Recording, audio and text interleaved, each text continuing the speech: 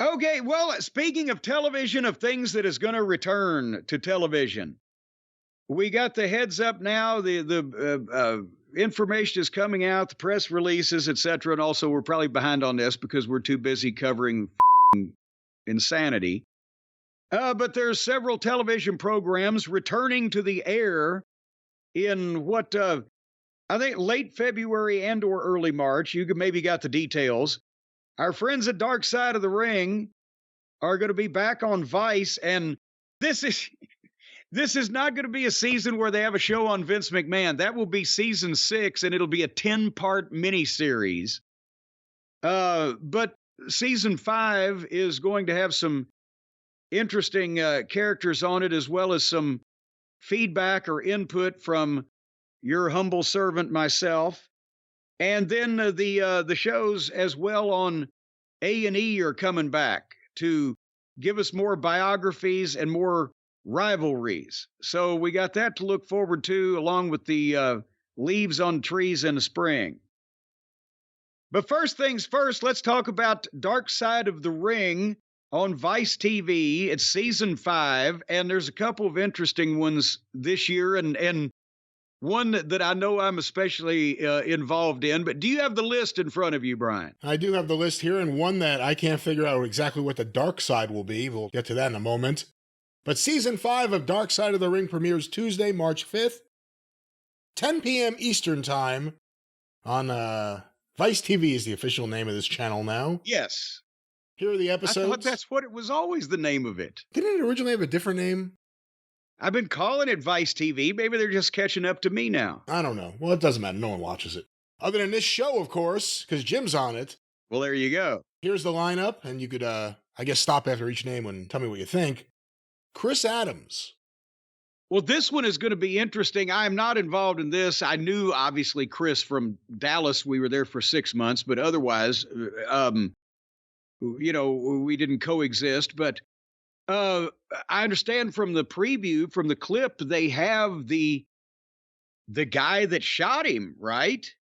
Do you remember his name? I'll never forget the guy's name. No, I can't. Because there was a Gary Hart interview talking about it, and Gary Hart was very upset. He was close to Chris Adams. So it's weird just seeing a grown man talk about it. He's like, and then Boo Ray shot him. And Boo Ray, who the fuck is this guy? Well, that was, it was in Texas. So these things happen down there. But anyway, that's the thing with Adams. He made an impression in a short period of time in this country in the wrestling business, because people forget he wasn't really here and in a spot on any kind of national television for more than like 6 years, from the time that he came from England, right, until he was off TV for the most part. And I know some people are going to say, well, he was on everybody was on WCW in the 90s. But I'm telling me, in a meaningful spot, but he made an impression. The super kick, which was, it was he did it best. Yeah, he did it best, and he looked like a guy that could do with those long legs, and he still had the size and a blah blah blah, and it looked good, and it wasn't, just prostituted to shit to where people just did it over and over and got up from it, et cetera, et cetera. But that was a variation, as simple as it is, on anything that had been done in a way of kicks at that point. And, he was a legitimate judo practitioner and an amateur in England. And I guess his brother was way far ahead of him, was like nationally or internationally ranked. But Chris was a good worker, and he was, I think, as a heel, a better talker. He was so, as a babyface, he was so cheery, smiley, white meat, early 80s kind of thing, that I don't think that would have gotten over as the 80s progressed. But he was with that accent and that cockiness, he was a good promo.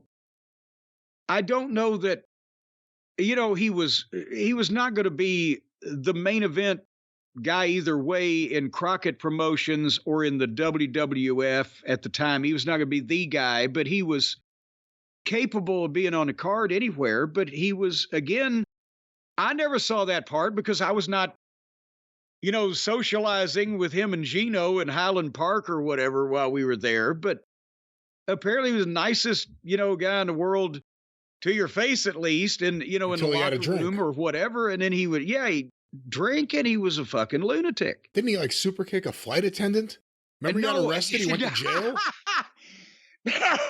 No. In the middle of a plane, he just gave her a super kick right in the aisle? No, he headbutted her. Come on, don't take it away from me. He gave her a super kick right in the aisle. You can see that. And that's why his legs were so long, he got over the fucking drink cart. Bam! Holy shit, did you see that? He never saw it coming. He went right over the fucking AL8s. No, he headbutted that wouldn't serve him any more drinks. He allegedly, and I think it was proven in a court of law, headbutted the flight attendant. Now that I think about it, I don't know whether it was a male or female flight attendant. Now, we've created probably some type of false narrative there. I think it was a female flight attendant.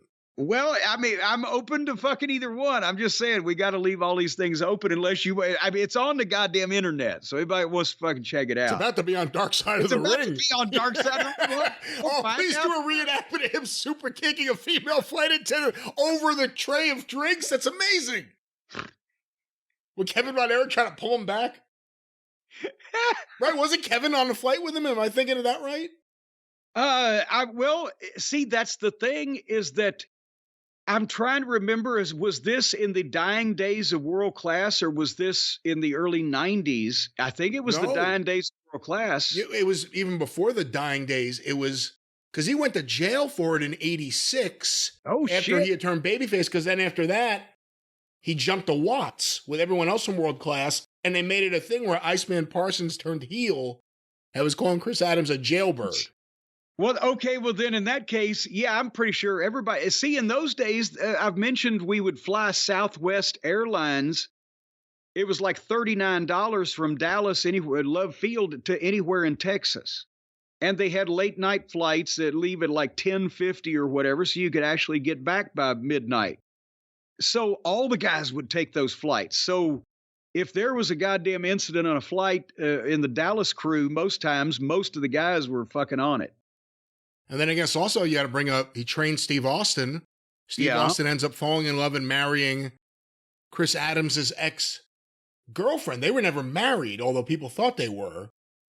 And then Steve Austin never wanted to be around Chris Adams again, ever. Yeah. So, I mean, there's something there too. Because he had the inside scoop on exactly, Chris Adams, which you'll learn on Dark Side of the Ring this coming season, March 5th and beyond. All right, we've gotten one episode in so far. Jim, another episode. How many are there? No. There's 10, and here's episode 2 as it's listed here, Sensational Sherry. And I will be involved in this one. And this is one that, obviously it hurts to hear the story that, Sherry, everybody loved Sherry and she was so talented, but, there was several issues and she was gone too soon. So this one will be one that I'm looking forward to, just to get her story told and get some of the footage. If people are watching wrestling footage of Sherry Martel with modern eyes now, she would be by far, along with Rhea Ripley. I mean, you could main event Rhea Ripley and Sherry Martel at WrestleMania compared to the rest of the female roster these days. The intensity and the fucking She was always presented strong. Yeah. Even though she was aligned with guys like Randy Savage, DiBiase, Shawn Michaels, until maybe Shawn Michaels, she was always presented as being strong and dominant.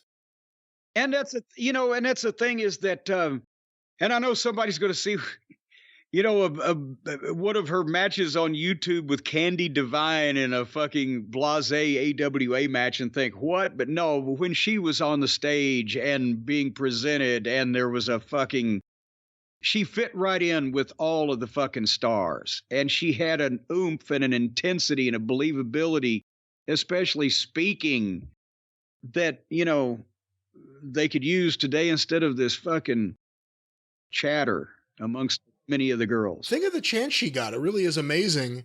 When Hogan and Savage break up and Elizabeth goes with Hogan, but she's not really going on the road or anything. She makes a few appearances with the baby faces, but she's not with Randy Savage anymore. Sherry gets that spot.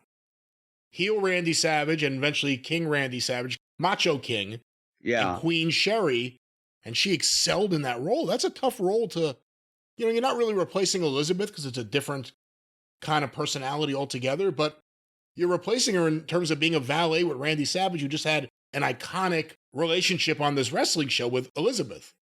And it worked.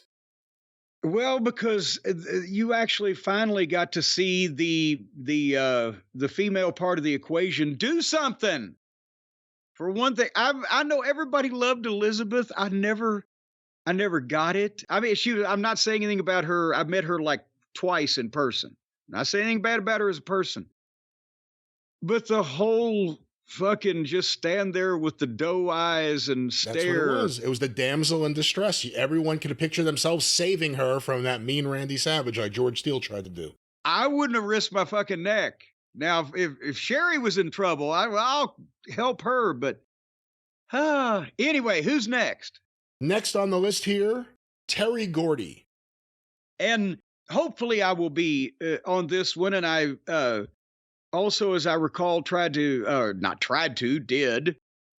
give them some pictures and some footage and things that, again, another brilliant talent, and who would be in otherworldly today with his talent and ability and natural oomph in his day and the shit that he could do. And unfortunately, again, gone too soon. And he just as age-wise, chronologically, he would have been in his late 30s when the Attitude Era took off. And well, he was in his late 30s when the Attitude Era took off. And if he'd have been in this condition he should have been in chronologically, he could have made a fucking fortune, more than the Freebirds did in their whole run in a couple years. And he just missed it.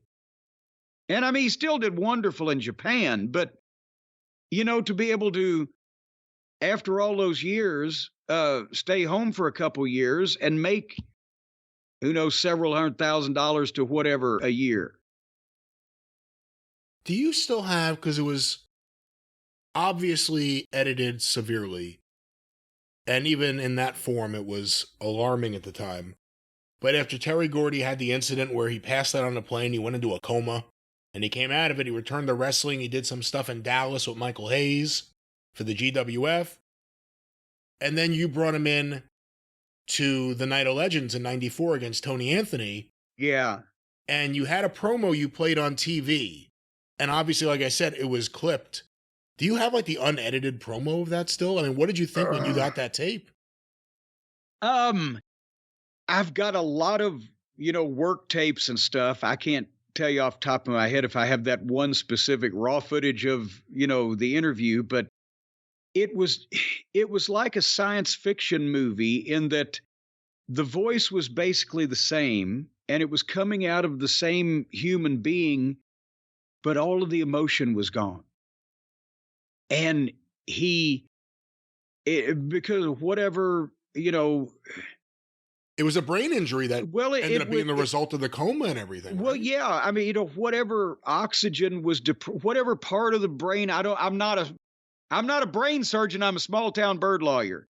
Whatever part of the brain that would lack of oxygen or coma or whatever affects, it took I think he was maybe still even the same person inside behind the eyes. But I've mentioned if you'd be talking to somebody in a locker room, instead of being Terry Gordy and him just coming, hey, and ask a question or slap you on the back or whatever, you would notice that out of the corner of your eye, he's just standing there staring.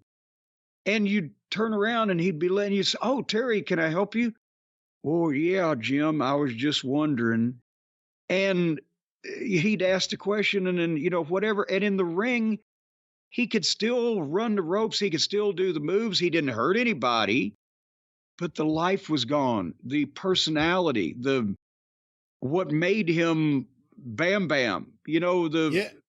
You just said it. He could run the rope still, because in Knoxville for the Night of Legends, again, I was there, the music hit. Leonard Skinner Freebird, and he came out and he got in the ring and he started running the ropes. And for a second, you thought, oh my God, the old Terry Gordy's here. Yeah. I mean, it wasn't even that long a period of time. It had been a year. Oh my God, here he is. And then as soon as the match started, it just wasn't connecting. Not only was it not connecting in the ring, you could tell it wasn't connecting from his brain to his body. He couldn't make it work. Yeah. And we'll see. I mean, obviously a very interesting episode there.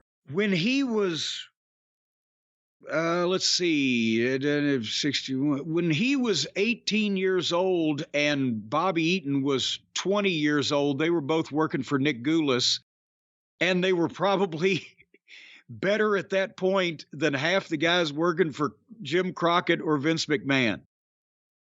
And just nobody knew it yet. And then suddenly Gordy finally gets to, here in Memphis, you could see it, more people saw it, but then you got to Louisiana, and it's like, here he's a teenager, he's main event in fucking Superdome.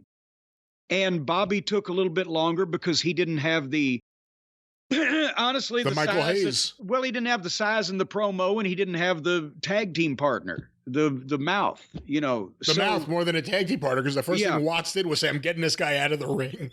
I'm getting Buddy Roberts. Yeah. But anyway, but that's, so I'll look forward to seeing that one on Terry. You mentioned that there would be no Vince McMahon on this season of Dark Side of the Ring. Technically, I guess it would be here, an episode on Black Saturday, when Vince McMahon and the World Wrestling Federation, Titan Sports, purchased Georgia Championship Wrestling and the TBS time slot in 1984. Yes, Black Saturday was before, at the condo, they had Brown Tuesday, I guess. Too soon? I'll stay away from it. Too soon. But Black Saturday, obviously, as you just mentioned, that was the first real shockwave in the War of '84 that everybody's, oh, holy shit, when Vince took over the TBS time slot by buying out the Briscoes and the other shareholders and, everybody but Ole, who suddenly became without a wrestling promotion in Georgia. And the story behind that short version, we've talked about it. The show was a flop. The people wanted their Gordon Soley wrestling back. But since there was a contract and blah, blah, blah, Turner almost got into partnership with Bill Watts to get Mid-South Wrestling onto TBS, but... Well, no, it was on TBS. It was to buy into the company and continue on TBS. Yeah, I'm sorry. I did misstate, and you are correct. Don't rub it in. But to become more of a partner and a supporter of Mid-South Wrestling, when Jim Crockett ended up paying $1 million to Vince McMahon and buying the time slot, saving Turner the money and the effort, and putting NWA Wrestling back on TBS. But that was one of the major cash payments that Vince got that he was able to finance the first WrestleMania with, not too long afterwards, along with the booking fee from Inoki in New Japan. So that will be I'm sure people will be looking at it with new eyes now, but that's the program's topic. And the topic is great, too, because you get Ole Anderson involved. And there's that famous story that Ole told where there was a meeting amongst the board members of Georgia Championship Wrestling. Vince was now the head of the board. And even with all this happening, according to Ole, Vince was still trying to get Ole to come work for the World Wrestling Federation. This doesn't have to be a fight. Come work for me. And Ole said, go fuck yourself. And then Vince the next time brought Linda, and he said, Ole, I'd like to introduce you to my wife, Linda. And Ole said, go fuck yourself and fuck her too. And then Vince said, you'll never work for the World Wrestling Federation. Oh my God. I don't know if Ole's in a condition where he could talk on camera or anything, but that'd be great if they got to him for this.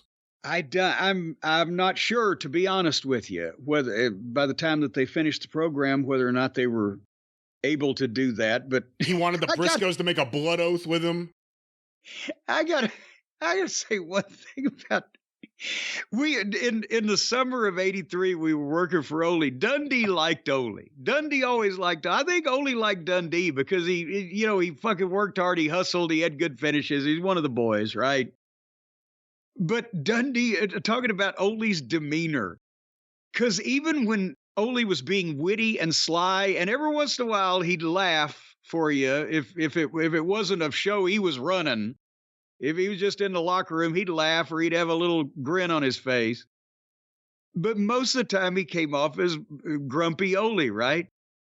And Dundee said, Ole Anderson likes to fuck, but he don't like to come. He just wants to fuck all the time. He don't want to come. He just wants to keep fucking. He's miserable. The wisdom of Bill Dundee coming to bookstores soon. Well, that's Black Saturday. That'll certainly be an interesting one. Here's one that a lot of people certainly wanted to hear what you had to say about. Chris Colt. Well, and this one, I believe I will have some input on this one, and I did have some of the only existing footage of Chris Colt from Tennessee, at least, and in somewhat of the prime of his life and career. We've talked about what a fascinating story Chris Colt was as a wrestler and a human being before on the program, on and off. And I think we had Dave Brzezinski, Supermouth himself, on the program one time talking about, especially the Michigan stories of Chris Colt. And they really went back and tried to find everybody they could and went into as deeply as they could into his roots in Arizona. And, he was a fan that wrote, letters to Tom Burke, our friend up in Massachusetts, one of the early trading fans. And he ended up, pursuing his dream to be a wrestler and then becoming tag team partners with Don Fargo, and then ending up being probably one of the only people in wrestling that there are weirder stories about than Don Fargo.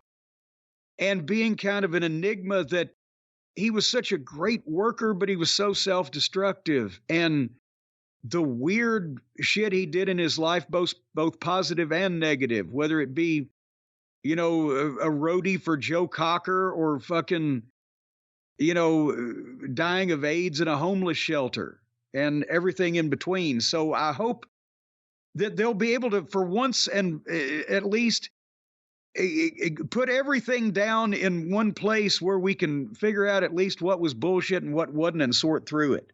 But what a fucking worker in his day when he was fucked up in the right kind of way, because he told people he never worked sober. He couldn't. But when he was on the right shit, he was incredible. Here, there's that famous story where he was in a cage match and he ate a bunch of acid and he thought spiders were coming into the cage to get him and he left the cage and ran away.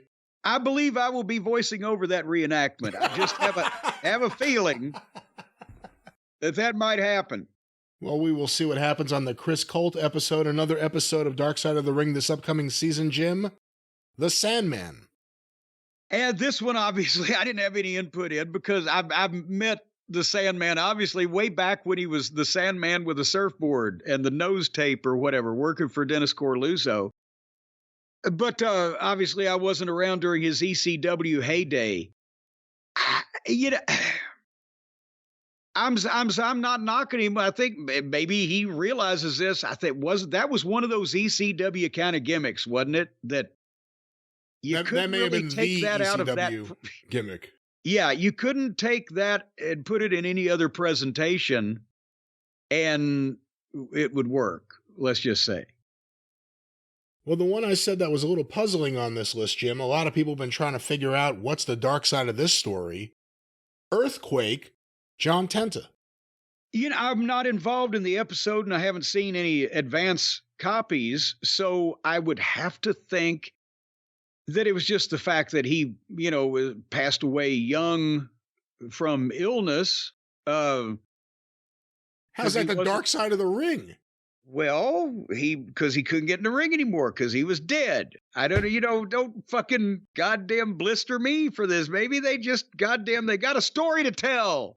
They got a song they want to sing, Brian. Let them sing it. He left sumo to go to All Japan. Then he came to the WWF as Earthquake. They had the shoot thing with Koji Katao and SWS. And then he was Golga.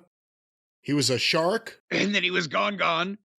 I don't know what again, we'll see. This is an interesting one. Everyone's kind of wondering what the dark side is.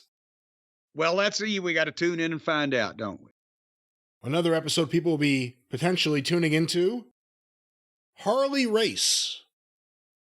And this is one honestly, I've commented on Harley. I don't expect to be in the episode because I wasn't instrumental in any way in his life or career, but this is again something I'm just looking so forward to, just to get for the opportunity for a more modern audience to be forced to sit down and watch some fucking clips of Harley Race. Does that make any sense? I just want more people to see the stuff they're going to dig up that's going to paint him in a more positive light than maybe his WCW managing run in 1993 or whatever. Again, this isn't biography. This is Dark Side of the Ring. I don't think they're going to be painting him in a positive light. They're going to find some scandal he was involved with and run with that. Well, no, they're not going to have to find anything. They're all out there. I mean, as far as a positive light, the clips of Harley in his prime and people talking about him, his contemporaries. But let's face it.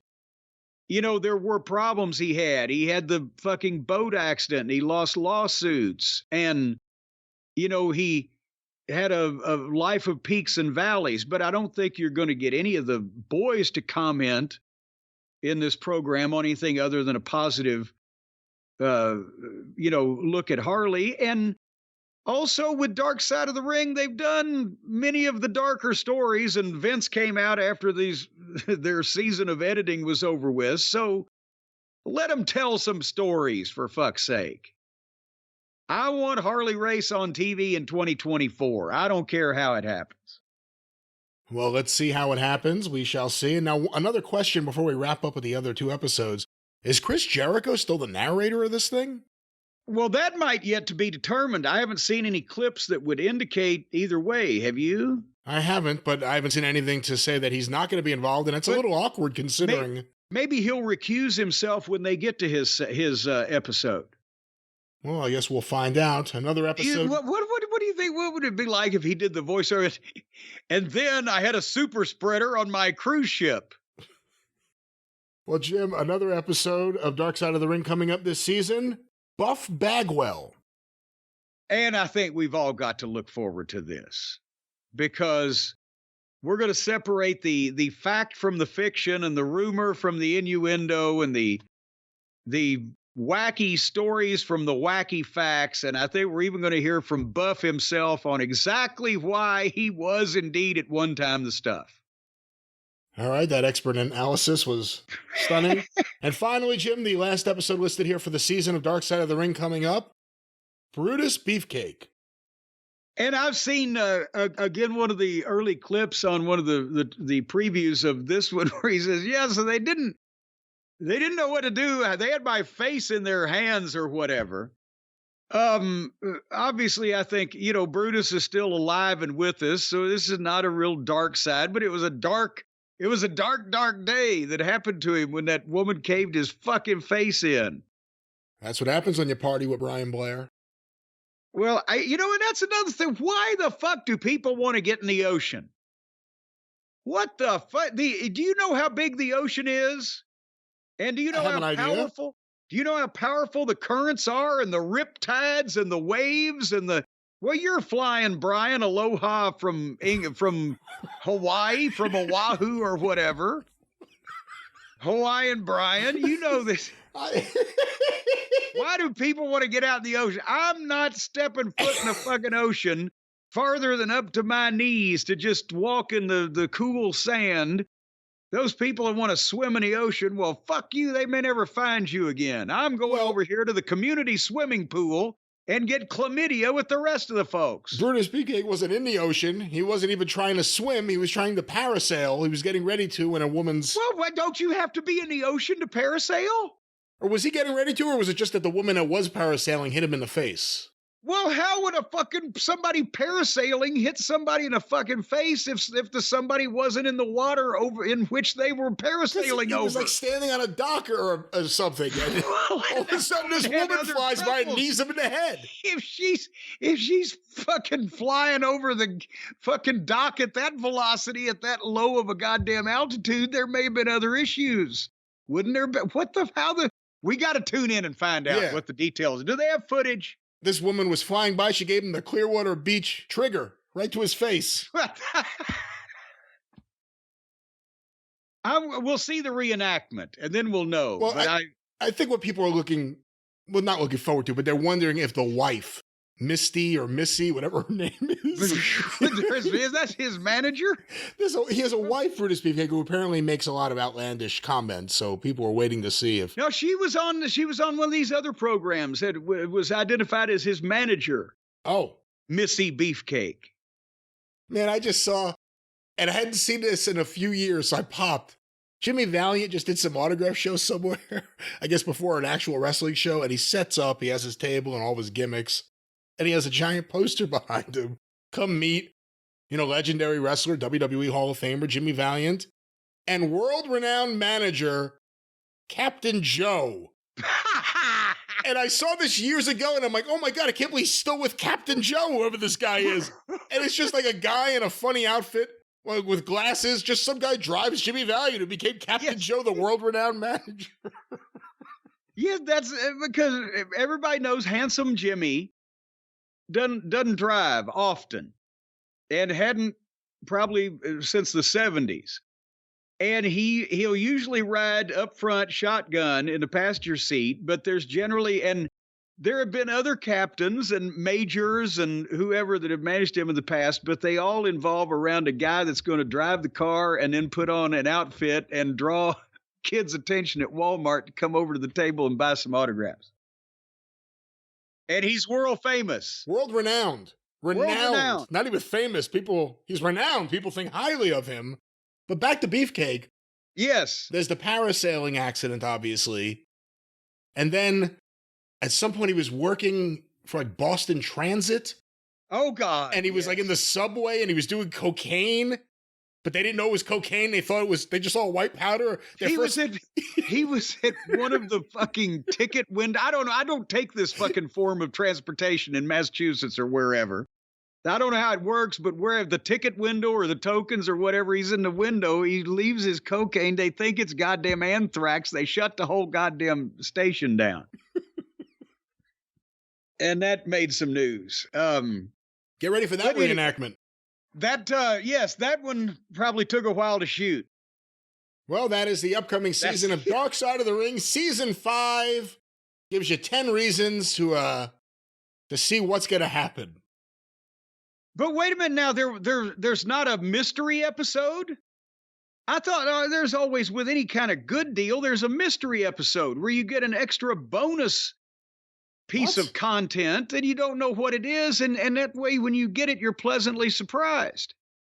Well, I have not heard anything about a bonus episode. The station would have to clear that. Obviously, the budget would have to be approved and increased for an extra episode.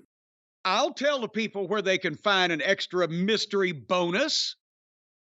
They need to look no further than our friends over at boxofawesome.com. Have you heard about what's going on right now, Brian? Right now, I just realized what's going on, and yes, I've heard about what's going on right now. Well, folks, if you don't know what's going on, I'd like to tell you, I know there's something going on over at boxofawesome.com. With your first monthly shipment of boxes of awesomeness from these fine folks that we talk about all the time, you're going to get a free mystery gift. That's exactly what's going to happen because everybody knows the deal now about boxofawesome.com. They send out a monthly box of awesome products in a genre or a particular line that you enjoy or like to piddle around with. And you're surprised at exactly what it is. Well, that's the scientific term. You're surprised at what it might be. But when you become a member of this, you've got access to stellar discounts across a plethora of products. They're taking 30% off at some points. I mean, it's amazing. And you're supporting small businesses, as we've mentioned. 90% of everything that comes in your box of awesome is from a small up and coming brand who have worked their fingers to the bone to provide a piece of item or merchandise that you would treasure in your home forever. An item, not a piece of item, but just an actual item. An item or a piece of merchandise. I may have transposed many of those words. And that's why that you should love it, because it's made with love and it's free to sign up. You can skip a month or cancel anytime. Those are the rules of the thing. I'll tell you what I got the other day. I couldn't find the card. Now I got the card right there. I got the straight up box, which, as I mentioned, I just couldn't remember the name of the box, has the incredible crystal cocktail glasses from apparently a company called Luigi Bormioli. Well, he didn't bore me with these glasses. He might have borne you. And we got the whiskey scented cocktail candle from Wax Buffalo. And we got the martini book from Workman Publishing. It's a very heavy tome, hardback with color photos. And we got a little sprinkle bottle of Bolivar bitters. You know, when you put bitters in your cocktails, I don't imbibe that much, and I don't make a lot of mixed cocktails like that. But generally, I just take a swig of Everclear if I need some. But if you put bitters in your butter or bitters in your cocktail, you got bitters from Bolivar, thanks to the folks at Bitter Cube.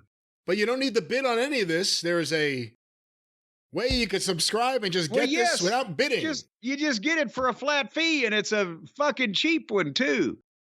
And you get a free mystery gift with your first monthly shipment when you sign up right now at boxofawesome.com and enter the code JCE at checkout. Boxofawesome.com. The code is JCE.